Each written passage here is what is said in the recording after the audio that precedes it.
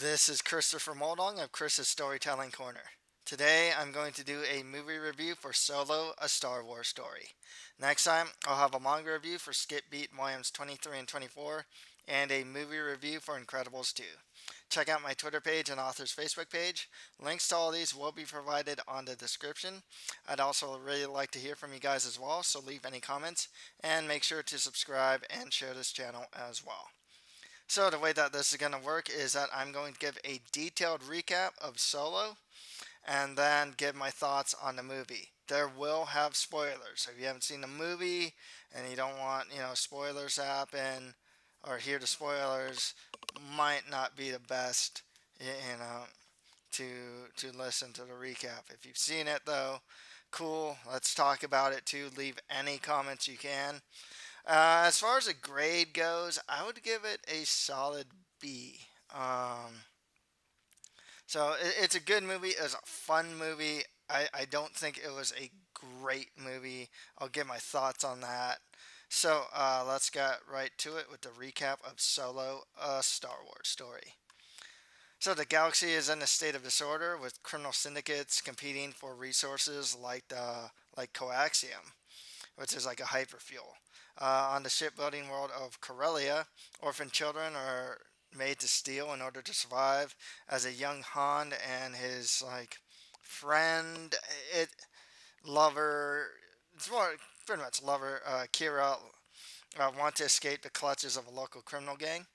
They successfully bribe an Imperial officer with stolen coaxium in exchange for passage on an outgoing transport, but Kira is apprehended by their pursuers before she can board, and Han then vows to return for her and joins the Imperial Navy as a flight cadet, as he wants to be a pilot. Um, it's actually there that he gets the name Han Solo. 3 years later, Han has been expelled from the Imperial Flight Academy for insubordination. While serving as an infantryman during a battle on the planet Mimbon, he encounters a gang of criminals posing as Imperial soldiers led by Tobias Beckett. He tries to blackmail them into taking him with them, but Beckett has him arrested for desertion and thrown into a pit to be fed to a beast, a Wookie named Chewbacca. Han and Chewbacca work together to escape their confinement, and in need of extra hands, Beckett rescues them, and they escape, and then convince Beckett to pretty much rescue them and enlist them in the gang's plot to steal a shipment of coaxium on the planet Vandor. The plan goes wrong when the marauder Enfys Nest and her Cloud Rider show up, resulting in the deaths of two of the crew members and the destruction of the coaxium. One of them being Beckett's girlfriend, lover. Another one, this four-armed alien guy. Beckett reveals he was ordered to steal the shipment by Dryden Vos, a high-ranking crime boss in the Crimson Dawn Syndicate.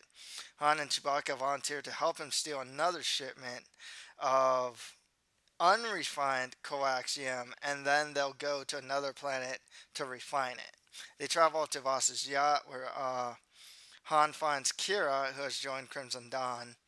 Han offers a risky plan to steal unrefined coaxium from the mines on Kessel. I went ahead. My bad. But yeah, he's going to steal unrefined coaxium from the mines on Kessel, and Vos insists that Kira, who turns out to be his top lieutenant, accompany them. After they get the unrefined coaxium, they're going to go to another planet to refine it. So Kira leads the team to Lando Calrissian, an accomplished smuggler and pilot who she hopes will lend them his ship. Han challenges Lando to a game of sabacc, with the wager being Lando's ship. Lando cheats to win, but is convinced to join the mission in exchange for a share of the profits. The team boards his ship, the Millennium Falcon, and heads for Kessel. After reaching the planet and infiltrating the mine, Lando's droid co-pilot L337 pretty much instigates this big riot between the machines and everyone else. They use the confusion to steal a large amount of coaxium, but L3 is severely damaged, and Lando is also injured during the escape. Han pilots the Millennium Falcon through the Kessel Run and takes a really dangerous route through an uncharted maelstrom in order to avoid an Imperial blockade. Although the Falcon receives severe damage during the journey, Han successfully navigates the run and the ship heads to Savareen to process the fuel. On Savareen, they're confronted by Enfys Nest, who had them who tracked them from Vandor. Lando pretty much abandons them aboard the Millennium Falcon. So Lando's on the Falcon, he goes. After a confrontation, Enfys reveals that she and her crew are not pirates but rebels trying to prevent the syndicates and the Empire from gaining power. Sympathetic to their cause, Han tries to trick Dryden Vos. Vos, who had been alerted to the treachery by Beckett, sends all of his soldiers to kill Enfys uh, and the Cloud Riders. However, Han had anticipated that Beckett would deceive him, so the Cloud Riders kill all of Vos's guards, leaving Vos defenseless. Beckett takes Chewbacca hostage and escapes with the coaxium, and in turn betrays Vos. Kira kills Vos and urges Han to save Chewbacca from Beckett and says she will join him shortly. Alone aboard Vos's yacht, Kira contacts her superior, Darth Maul. At this point, it's just Maul. And informs him of the mission's failure and assumes Vos's position, so she doesn't go to meet him. Han catches up with and kills Beckett. Han shot first, by the way. Han and Chewbacca deliver the coaxium to Enfys, who offers Han the chance to join the rebellion against the Empire, but he declines. But he's given a single canister of coaxium fuel, which is enough to buy his own ship. Han and Chewbacca track down Lando, challenge him to a second sabacc game for possession of the Millennium Falcon. Han wins because Han takes away Lando's, I guess, cheating device. Device that gave him, like, cards, pretty much. So, Han and Chewbacca head to Tatooine, where a gangster is putting together a crew for a heist. So, before we get into my thoughts on the movie, I'd like to plug my author's website at www.chrismaldon.com, and you can read a new blog post every week on there. I actually talk about this movie in my latest blog post. Also, do you like adventure? Do you like fantasy, action, crazy worlds, quirky characters? Then buy my book, The Mustard Prince in the Convent Kingdom, for just $4.99 via ebook on Amazon.com or on my author's website. Links to buy it will be provided on the page description. Please also remember to subscribe to this channel as well, as that would really help me out. So, let's go to my thoughts on the movie. So, I gave it a B. There are a lot of things that worked for this movie. One was the pacing. It is just really fast paced. It really is just go from jump. You know, like pretty much from the start of the movie, it's just go, go, go, go. There really isn't a lot of time where they're just sitting around or anything like that. Something is always happening, and that plays to this movie's strength. It made it really entertaining. Um, I think it suffers from the fact that, like, it's Star Wars, but it's not epic. You know, they're not trying to save the galaxy. Even in, like, Rogue One, they're trying to save the galaxy and whatnot. They're not showing you anything that you haven't really seen, as far as, like, Star Wars or anything else goes per se. You know, so I think that kind of hurts it too. I mean, there's obviously some cool visuals when they go to the maelstrom and whatnot. You know, among other things. I mean, you know, there's some really cool visuals. It does add to the Star Wars mythos and the world and the galaxy. You know, the Star Wars galaxy / universe at large, um, which is good. You know, uh, I don't know if it adds too much to Han Solo per se. It was kind of strange. I had some really mixed thoughts. Alden, I don't know how, Ehrenreich plays Han Solo. I honestly thought if I were to compare him to another actor that he played that he was like, I would say Chris Pine's Captain Kirk. I mean, you can on in my opinion, you can switch the two people, have Chris Pine play like how he played Captain Kirk and play Han Solo, and you'd have like the same guy. That's not to say it's bad, but I think one of the problems I was lost with Han in this movie is that he was almost like I have to say he was honestly like too nice. You know, like he wasn't, in my opinion, edgy enough.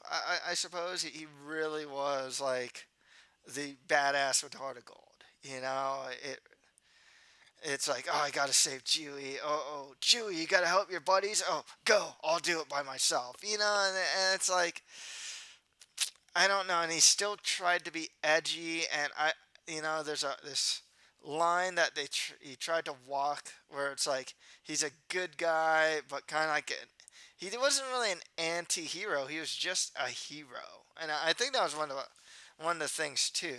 You know, um, he was just, yeah, pretty much he was more of just a plain hero. He wasn't like,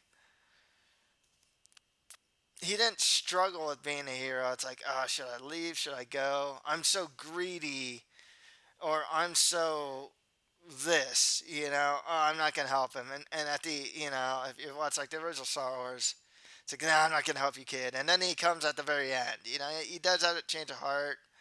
And this one, it's just like there is no like no then yes. It's just yes. Oh, he doesn't join the rebels, but it's like, oh, let's give him the coaxium. Sure, okay. Oh, let's do good by Chewbacca. Okay, it's like he really was just more of too much of a good guy. Whereas I always imagined Han being more of a something, not a villain per se, but not a good guy who is put into situations where I think he's kind of not forced to. I mean, I think in his heart he's a good guy, but that has to come out through the situation, you know. And here it just kind of seemed like he was just a good guy, through and through. I just didn't get this impression of this rebellious type of guy, like a gun for, like a mercenary slash gun for hire type guy that he was presented in the movies, So that's the thing. It's he didn't play it badly. I mean, for how he played it well. I liked his character. It's just a criticism I had of Han Solo and what I personally thought of the Han Solo character. It was a lot different. It just seems a lot different. Like, you know, the Solo here in this movie just seems different than the Solo I saw in like Star Wars Episode 4. You know, Woody Harrelson played Tobias Beckett, who's a criminal and Han's mentor. I was talking to a friend about this, and he was like, he would have liked to have seen Tobias be more of a mentor, actually, and he thought that would be kind of cool. He was a subtle mentor. He'd tell him stuff. Don't trust anybody. Everyone's gonna deceive you, and he'd say that not as a mentor, but just as like one person to another, and in a sense, by extension, just kind of be Han's mentor. Um, yeah, I see what he meant. He could have been something more of a sage figure in a sense, but still be, eventually turn on him. I thought it, like I said, like everyone plays their part pretty well. I thought he played the part well. Um, I think he's a little deeper, I guess, than like some of the other characters. That's for sure. He lost his love. He wants to go to Tatooine for some reason. Like you know, he's a gray area villain. He's like the villain, but he's not really villainous. He doesn't act. He does betray Han, but at the very end, it was just like, you know, like you never get the impression that he was a true bad guy. Amelia Clark played Kira. Um, like I said, everyone plays the part well. You don't really get to know much about her though. Like she really, they for some reason they never did the reveal of how she got together with Voss, and became his lieutenant and whatnot. It's unless I missed it. Um, that was kind of a mystery. And she's not in the movie a lot. That's the thing. She's kind of like the love interest and whatnot. Um, they probably could have played more on that with Han and Kira. Just a little more. The love story's there, but it didn't. It caused some conflict, but not huge conflict, I suppose. So, but I like this character. Her character, excuse me. Donald Glover was Lando. I like Lando. This is the thing though. He was really lauded for this role. Obviously Lando will later become part of the Rebel Alliance. Um, and I thought he did well in this role. He was funny and reluctant. Not exactly the not exactly a good guy. I mean, he's a smuggler, obviously. Maybe he just wasn't in the movie long enough for me to be like, wow, that's a great performance. A great performance. I thought it was a good performance. I just don't think he was there long enough. You got to know him enough to really say, wow, that's a great performance. I mean, the deepest part of his character probably was like his relationship with his like co-pilot L337. Um, Otherwise, I I liked how he played him. Um, Everyone, it just seemed like he got some really huge props. Where it's like, okay, I thought he was good. I didn't really see great. Part of it's just because he just wasn't there enough. um, there's some side characters like Val Beckett, Lady Proxima, Darth Maul was there. A lot of these characters just didn't get enough like time to really know them. It was kind of cool seeing Darth Maul there and whatnot. Um, Rio Durant, who was the forearm guy, he was actually a cool character because he seemed to be one of the more sympathetic character, like sympathetic to like Han early on, but then he dies early on, so I don't really get to know him. Um, so I liked L337. She's like a robot feminist. I guess that's the best way I can really an android feminist pretty much. She was pretty funny. Caused a riot and whatnot. She dies, becomes part of now she's part of the Millennium Falcon. Chewbacca was Chewbacca. There's really not much to say. Like, see, here's the thing with Chewbacca though. Like, and I'll say this about Lando too, in a sense. Like, the characters I saw here were the characters I kind of like see in Star Wars Episode 4. As far as like Lando goes and Chewbacca. It's like, oh yeah, this is Chewbacca. You know. Paul Bettany was Dryden Vos. He was good. Once again, there just wasn't a lot of these characters. I mean, it's Han's story. A lot of these characters didn't get a lot of time to really invest in. I think that was one of the biggest problems in a sense too. I liked the characters. I wanted to like them more.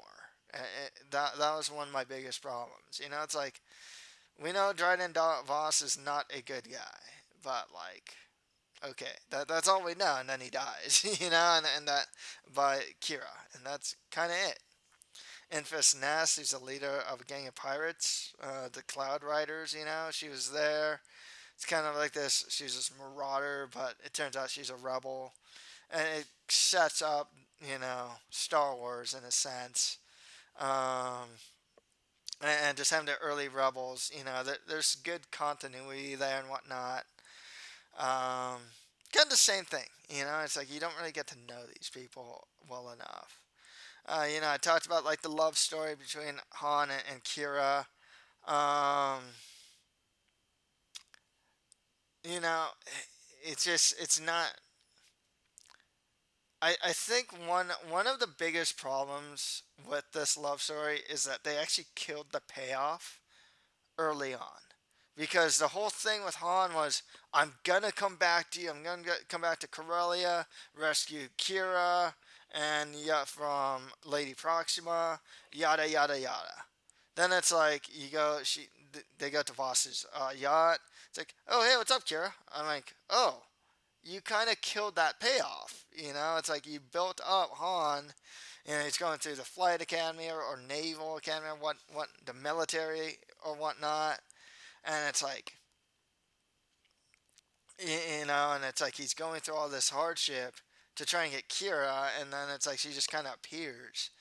So it kind of hampered the love story in a sense because the conflict, like the initial conflict, was already resolved too quickly, like early to mid movie already. It's like, oh, okay, I guess I don't have to go to Corellia. You're here. Oh, okay. Like, and so that was kind of taken away from that payoff was kind of taken away from the audience. Once again, not knowing her backstory kind of hurt. Um, they had like one intense scene, where they're kissing and whatnot, but otherwise, um, and the early scene was pretty cool, where they're running away together. Then it just kind of dies off in a sense. Like that, the love story just kind of dies off a bit. She says she'll come back for him, she doesn't. And it's like, okay, like, um, once again, the payoff wasn't there. You made this love story. It's not the biggest thing about the movie, but it was one of the major plots of the movie. If you think, at least in the beginning, at least, I mean, it's Han's goal. So, it did have something of an open-ended ending, though. It's Han's with Chewie, and now and they have the Millennium Falcon.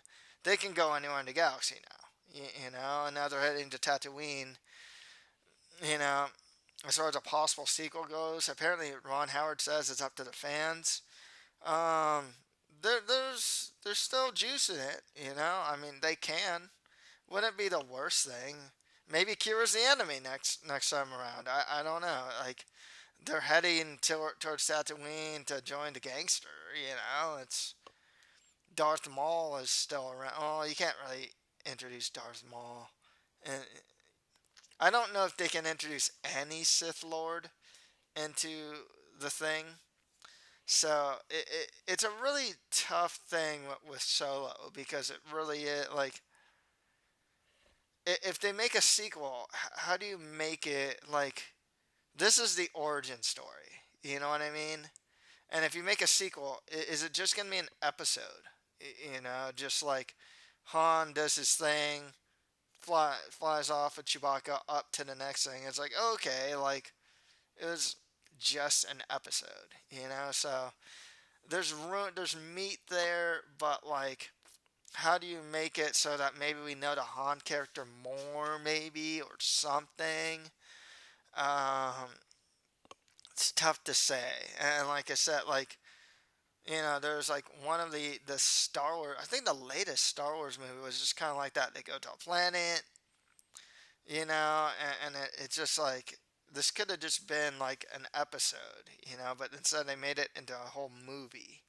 It didn't add anything to like Star Trek or anything like that. it was just kind of there. It's just something they did and they went home, you know? Um, so the reason I'm saying this is if they have a sequel, I don't know if that's what's going to happen with Han Solo, where it's just kind of like, okay, does it add anything to the mythos? Does it really add more to Star Wars? Or is it just Han has his adventure and he goes home, you know? Not home per se, but, he goes about his merry way, and it's just an episode that just an adventure that happened, or is there a bigger thing? I don't know. So yeah, it's up to the fans. Like I said, wouldn't be the worst thing to see a sequel. It'd be fun. This movie was fun. If they can keep the fun up, I guess I'll be cool. So that's all for today. If you like this, don't forget to subscribe, share, and comment to this channel. Thank you for listening to this movie review. Next time, I will have a manga review for Skip Beat Volumes 23 and 24, and a movie review for Incredibles 2. Thank you, and until next time.